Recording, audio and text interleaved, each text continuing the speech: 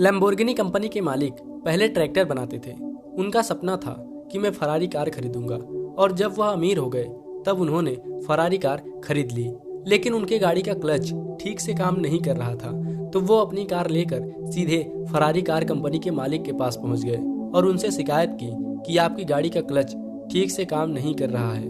यह सुनकर Ferrari company के मालिक को गुस्सा आया और उन्होंने लैम्बोर्गिनी कंपनी के मालिक को ताना मारते हुए कहा कि तुम सिर्फ ट्रैक्टर ही बना सकते हो और ट्रैक्टर ही चला सकते हो, इतनी महंगी कार तुम नहीं चला सकते, यह तुम्हारे बस की बात नहीं है। इस ताने को सुनकर लैम्बोर्गिनी कंपनी के मालिक को बहुत गुस्सा आया, लेकिन उन्होंने उस वक्त कोई जवाब नहीं दिया और मन में ठान लिया कि मैं एक ऐसी कार बनाऊंगा कि उसके आगे फरारी को कोई नहीं पूछेगा।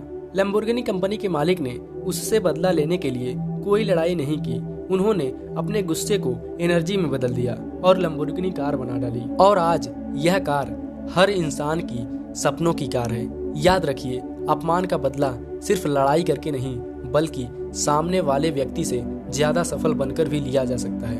अगर लैम्बोर्गिनी कंपनी के मालिक उसी समय फरारी कंपनी के मालिक के सामने कुछ बोल दिए होते, अपना गुस्सा निकाल दिए होते, अपनी भड़ास निकाल दिए होते, तो उनके अंदर वो ऊर्जा ही नहीं बचती जिससे वो कुछ कर पाते।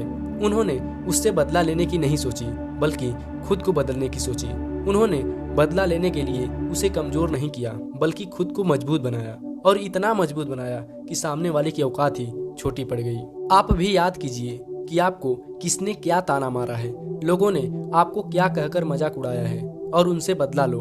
लोगों ने आपके अंदर जिस कमी की वजह से आपको ताना मारा है, लोगों के सामने आपका मजाक उड़ाया है, आपको जलील किया है, सिर्फ अपने अंदर की उस कमी पर काम करो। अगर आपको मोटू कहकर मजाक उड़ाया गया है या पतलू कहकर मजाक उड़ाया गया है तो जिम जाओ, वर्कआउट करो, एक्सरसाइज करो और अपने शरीर को शेप में लाओ। अगर आपके अंग्रेजी न बोल पाने की वजह से आपका मजाक उड़ाया जाता है तो अंग्रेजी सीखो। अगर आपको गरीब कहकर चिढ़ाया जाता है तो पैसे कमाओ। जिस चीज के लिए आपका मजाक उड़ाया जाता है उस चीज में मजबूत बनकर बदला लो और मजबूत बनने के बाद उनके पास जाओ जिन्होंने कभी तुम्हारा मजाक उड़ाया था, जिन्होंने तुम्हें ताना मारा था, जिन्होंने तुम्हें जलील किया था। पता है, जब तुम उनके सामने जाओगे तो क्या होगा? उनकी आंखें फटी की फटी रह जाएंगी, उसके मुंह से एक शब्द तक नहीं निकलेगा। फिर उसे हल्की सी स्माइल देना और थैंक यू कहना कि अगर तुमने मुझे ताना नहीं मारा होता तो मैं यहाँ नहीं पहुंचा होता। इतना कहने के बाद वहां से निकल जाना। इतना होने के बाद उस इंसान की नींद उड़ जाएगी और तुम्हारा बदला भी पूरा हो जाएगा।